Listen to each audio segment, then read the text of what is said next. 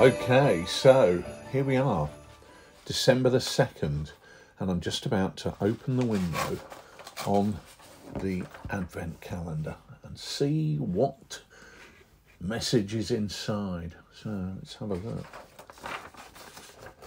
When designing your scenarios for war games, how do you turn things up a level? How do you pimp your game? How do you add things to your war game to make them more interesting? Okay, well, that's an interesting question in its own right, I guess. I suppose we've all played games where we simply turn up and line up our army and bash it out with an enemy with the sole objective being to win. And I guess that, we've had enjoyable times doing that, socialising with friends over a violent encounter. But I'm sure that we're all equally aware that with a little effort we can enhance that experience. But I guess, obviously, the question here is how do we do that? Well, we've discussed many times how the better a game looks, the more immersed the players will be in the action. And I think that immersion is absolutely key to enjoying a game. But I think the visuals of make your table as pretty as possible are pretty bloody obvious, and really they're only half the story. I think a good game really begins before you even get to the table. A good scenario will always beat a standard equal points, 1,500 of this, 1,000 of that, will always introduce more varied and interesting challenges when that good scenario, well thought out scenario is there. So, for example, it's perfectly possible, as we all know, to have imbalanced games where one force is completely outnumbered by an opponent, but they can still achieve objectives. Can you fight for long enough to allow the sappers to your rear to mine that vital bridge? And then, even more importantly, can you effect a withdrawal while in contact with the enemy? Can a single larger force defeat two smaller forces in detail? Possibly putting a small portion to try and delay one force while the rest of the force defeats another enemy body. You can find endless great scenarios out there that are asymmetrical or that pose different challenges rather than just line up and beat your opponent. But for me, the real game enhancer is, when it comes to creating a scenario anyway, is to give the players choices in advance that will then influence the game that they're about to play. You can really enhance a player's involvement and consequently enjoyment by producing a map of the table and a briefing in advance and then giving them some input into how the scenario will develop. Now, that can be really, really simple. Just chuck them a map of, a scribbled map of what you're going to be, the table you're going to be using next week for your game. And it could be a case of allowing them to select a portion of their force based on the mission objective. We see that all the time with chain of command games. If you've got to take those bunkers, you probably want to take a flamethrower. If you're going to blow up that bridge in sharp practice, you probably want to take some engineers with an engineering cart full of equipment to allow them to do that. But other things as well. If we're talking the traditional large battle war game, what will their order of march be? And that obviously will affect the consequent arrival on the table, the order in which troops will arrive. These decisions, although they're relatively small, will ensure that the player is involved in the game before they come anywhere near the table. Now, there's a lot that can be taken from a Kriegspiel to enhance any scenarios and the way that we present. Now, imagine a small map with a river running across it and 3 crossing points, say 3 or 4 miles apart, maybe a couple of bridges, maybe a ford.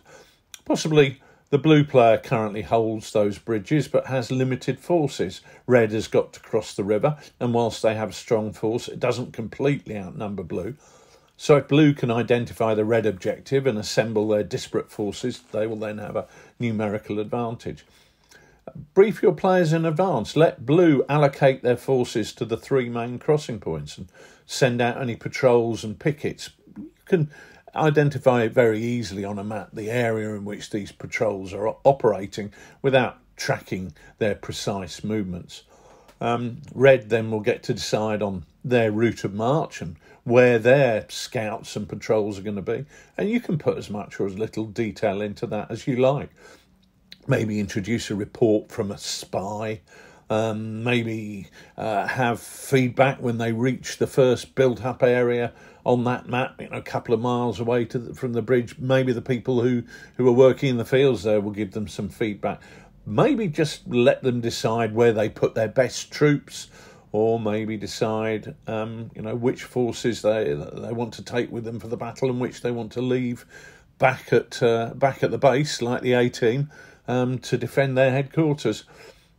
What unfolds just on this scrap of paper, really, with the terrain generally sketched out, is a mini map game that sets up the main game itself, where red patrols clash with blue.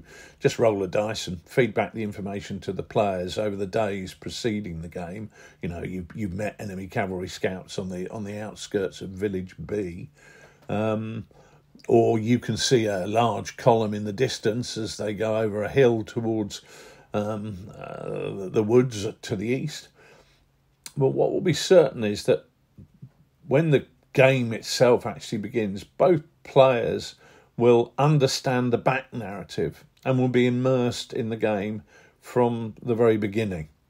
And of course, once that tabletop game begins, the positions of where those troops are on that map will determine how they arrive on the battlefield, with troops marching to the sound of the guns, and in an area that's only 6, 8, 10 miles square. They are going to be arriving within an hour or two to join the battle, but that creates in its own way a scenario in its own right. Now, of course, if we're going to go to the bother of drawing our little map, we can extend that logically and conclude that the best way to get that vital buy-in from the players is to take it that next step up and run a campaign. That's very simply done with things like At the Sharp End, and also with Dawns and Departures, with sharp practice, where you got that feel of manoeuvring around a map and making decisions about which direction you're going to go from.